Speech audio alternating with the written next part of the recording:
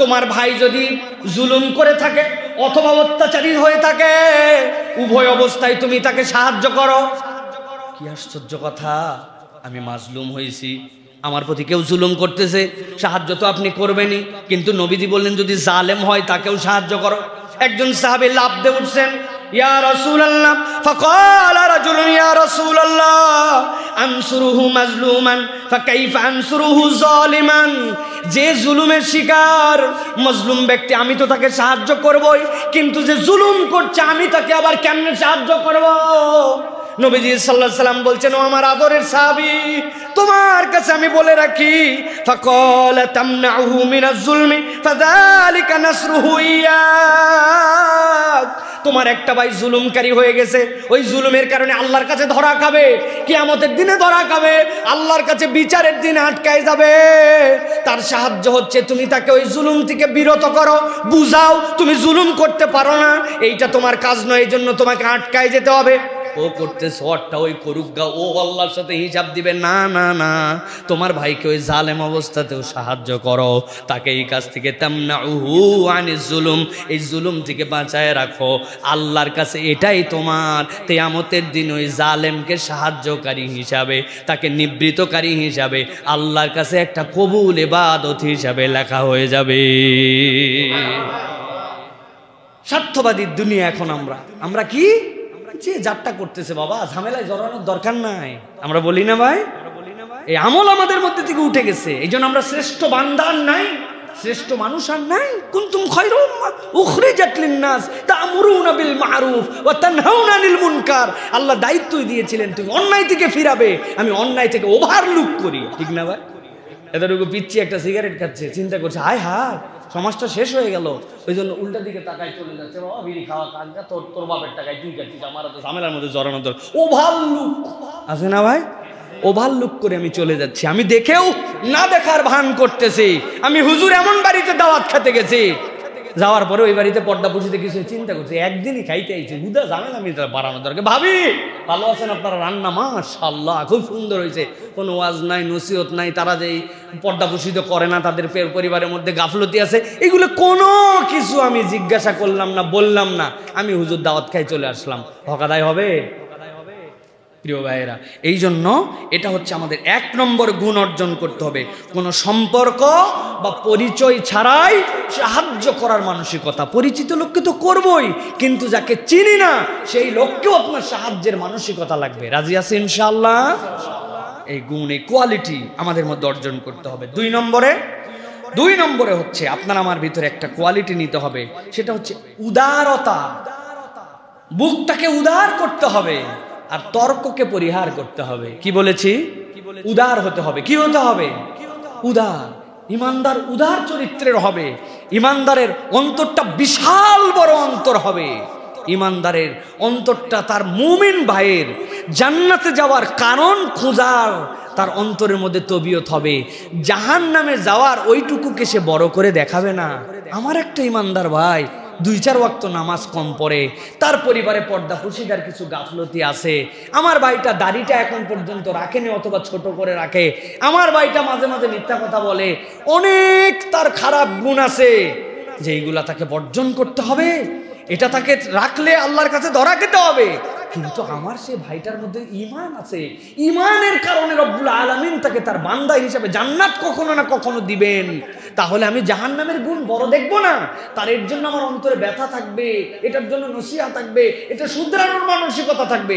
কিন্তু আমার উদার হৃদয়ে ওই ঈমানের কারণে জান্নাতি হিসাবে ওই ভাইয়ের প্রতি আমার ভালোবাসা বেশি থাকবে, তার জন্য আমার বিদ্বেষ থাকবে না, ঠিক কি না? কিন্তু আমাদের চরিত্র কি? হিসাব মিলান। আমাদের অন্তর ভর্তি, অন্তর পচে গেছে, আমাদের দুর্গন্ধ। অন্তরের যদি রব্বুল আলামিন দেন নাই, কিন্তু অন্তরে যদি একটা দুর্গন্ধে থাকতো, যে কার অন্তরে কতটুকু হিংসা আছে, বিদ্বেষ আছে, অপরের জন্য ঘৃণা আছে, এ অনুযায়ী অন্তর থেকে গন্ধ বেরোবে, তাইলে বাঙালি আমাদের আর একজনের সাথে আরেকজনের কাছে যাওয়ার কোনো সুযোগ থাকতো না। দুনিয়ার কোনো আতর দিয়া এই অন্তর আমাদের পরিষ্কার করার সুযোগ থাকতো না, ঠিক কিনা? আমি আপনাদের কাছে আগে বলছি না যে ভাই আমাদের বিদ্বেষ কোন লেভেলে। ভাগ্যিস হযরত ওমর ফারুক রাদিয়াল্লাহু তাআলার সময় এই ক্যামেরাগুলো আবিষ্কার হয় না। মোবাইল ক্যামেরা আসে নাই। যদি হইতো ওমর রাদিয়াল্লাহু তাআলা আনহুকে বাঙালি দেখায় দিত, হয়তো ওমর রাদিয়াল্লাহু তাআলা স্ট্রিক হয়ে বলছেন মদের বিরুদ্ধে, ইসলামী আইনের পক্ষে, আল্লাহর জিহাদের পক্ষে অনেক কড়া নির্দেশনা দিয়েছেন। আল ওমর ফারুক, তিনি সত্য মিথ্যার মধ্যে পার্থক্যকারী। আপনার হয়তো তার কোনো কথা পছন্দ হয় নাই, আমরা কি করতাম তখন? ফাঁস করে দিব। কিন্তু তুমি নবী করিম সাল্লাল্লাহু আলাইহি ওয়াসাল্লামকে হত্যা করার জন্য তরবার নিয়ে গেছিলে, হ্যাঁ, ওইটার ভিডিও আমার কাছে নাই, পড়র করো না, ফাঁস করে দিব একবারে। কারণ তোমার গোপন জিনিস আমার কাছে জানা আছে। তুমি তোমার বোনকে মারছিলে, হ্যাঁ, তুমি এখন আবার নারীবাদী হচ্ছ। তুমি ইসলামে নারীর সম্মানের কথা বলো, তুমি তোর বোনের গায়ে হাত তুলছিলে, রক্তাক্ত হয়ে গেছিল, ভিডিও আছে, ধরা খাওয়াই দেবো কিন্তু তোমারে। নাউযুবিল্লাহি মিন যালিক। এটা উদাহরণ হিসাবে বললাম। আমাদের মেন্টালিটি কিন্তু এখন এইরকম। আমরা কে কার আয়েবকে, দোষকে প্রকাশ করতে পারি, এটা সাধারণ মানুষের কথা কি বলবেন? যারা আলেম নামধারী তারাই তো এরকম করতেছে, ঠিক কিনা? সাধারণ মানুষ কোথায়? প্রিয় ভাইয়েরা, এই জন্য হৃদয়ের প্রশস্ততা লাগবে। কোন দিক দিয়ে? মুসলমানের আয়েবকে গোপন করে রাখা, মুমিন মুসলমানকে ভালোবাসা, আর তর্ককে পরিহার করা। তর্ক যেখানে আমাদের জন্য বিপদের কারণ, সেখানে বলবেন সাইফুল্লাহ ভাই আপনার কথা না, এটা আমার কথা নয়।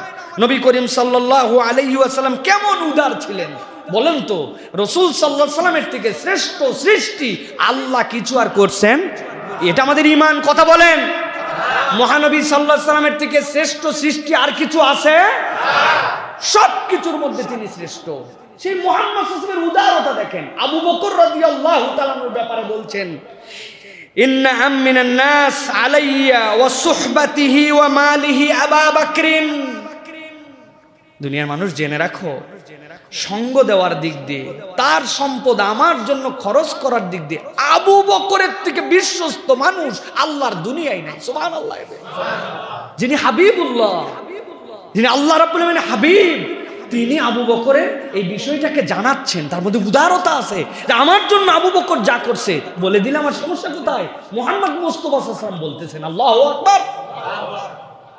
তার জন্য সাহাবীরা তো জীবন দিয়ে দিতে উৎসর্গ, কিন্তু তিনি বলছেন যে আমার জন্য ইন্না আমিনান নাস আলাইয়া ফি সুহবাতিহি ওয়া মালিহি আবু বকরের থেকে আমার জন্য তার সম্পদ, তার সহবত এত বেশি আমাকে যেমন সঙ্গ দিয়েছে, এই জন্য আমি কৃতজ্ঞ। সুবহানাল্লাহ। নবী করিম উদারতা দেখাইছেন তার জন্য। নবী করিম সাল্লাল্লাহু আলাইহি ওয়াসাল্লাম বলছেন, এই যে বললাম তর্কে গেলে কি হয়, নবী বলছেন মা দাল্লা কওমুন বাদা হুদান কানু আলাইহি ইল্লা উতু আল জাদাল। নবী করিম সাল্লাল্লাহু আলাইহি ওয়াসাল্লাম বলছেন, কোন একটা দল সুপথ প্রাপ্ত হওয়ার পরে তারা যে আবার পথ হারা হয়ে গেছে, একমাত্র তাদের কারণ ছিল আল জাদাল। তারা নিজেদের মধ্যে তর্ক বিতর্কে উপনীত হয়েছে, এই জন্য তারা হেদায়েতের পথ থেকে আবার পথ হারা হয়ে গেছে। আমাদের কথায় কথায় তর্ক, কথায় কথায় বিতর্ক, আমাদের মধ্যে সব কিছুর মধ্যে নিজের পাণ্ডিত্য ফলানো, নিজের কোনো একটা মতামত দেওয়া, সব কথার শেষে নবীর কথার উপরে যেন আমার ভাব। আমাদেরও একটা কথা আছে, আছে না ভাই? উদাহরণ দিব, আপনার হাতের কাছে আছে। কত ধরনের কথা আমাদের আছে, আপনি যাই বলবেন। ভাই, জানাজার সালাত স্বয়ং একটা দোয়া। রাসূলুল্লাহ সাল্লাল্লাহু আলাইহি ওয়াসাল্লাম জানাজার সালাত শিখিয়েছেন, এরপরে কবরস্থ করেছেন, এরপরে নবী করিম সাল্লাল্লাহু আলাইহি ওয়াসাল্লাম দোয়া করেছেন ওই ব্যক্তির জন্য, ওই ব্যক্তির বিচার সহজ করার জন্য। কিন্তু এরা বলতেছে শেষে অনেক লোক চলে যায়, কেউ দাফনে শরিক হতে পারলো না, সকলে তো দাফনে শরিক হতে পারে না, ঠিক না ভাই? তাড়াহুড়া থাকে, এই জন্য আমরা জানাজার পরে একটা দোয়া করে নিচ্ছি, নিয়ে পরে কবর দেই। দোয়া আগেও পরেও, ওই সময় সব লোক থাকতে পারে না, এই সময় সকলে আছে, সমস্যা কোথায় করলে? একজন বলছেন না নবীর আমল ছিল না। বলে ভাই, নবীর আমল ছিল না, কিন্তু মানা করছে নাকি নবী? করা যায়। উনি নবীর উপরেও একটু তর্ক দিল, এরকম শত শত উদাহরণ দেওয়া যাবে। এটা আমরা সুপথ প্রাপ্ত থেকে আমরা হেদায়েতের রাস্তা হারায় ফেলতেছি। অথবা আজকের থেকে সিদ্ধান্ত নেন, ইমানদারের জন্য অন্তর প্রশস্ত হবে, আর অযথা তর্ক বিতর্ক আমার মুখ দিয়ে আসবে না। রাজি আছেন ইনশাআল্লাহ? তর্ক বিতর্ক যদি পরিহার করি, ফায়দা কি হবে? একটা হাদিস শোনেন, পরিবার আমাদের নষ্ট হয়ে যাচ্ছে, এই তর্ক বিতর্ক পরিবারেও আমাদেরকে বিপদ ফলায়। একটা হাদিস শোনেন, নবী করিম সাল্লাল্লাহু আলাইহি ওয়াসাল্লাম বলছেন, আনা যাগীবুন বিবাইতিন ফি রাবাদিল জান্নাতি লিমান তারাকাল মিরা ওয়া ইন মুহিক্কান। একজন ব্যক্তির সাথে একজন ব্যক্তির তর্ক বাঁধছে, সে তর্কে পজিটিভ পক্ষে, তার যুক্তি ঠিক, সে সত্যের উপরে প্রতিষ্ঠিত, কিন্তু চিন্তা করছে এই তর্ক আমাদের মধ্যে দূরত্ব ঘটাতে পারে, তার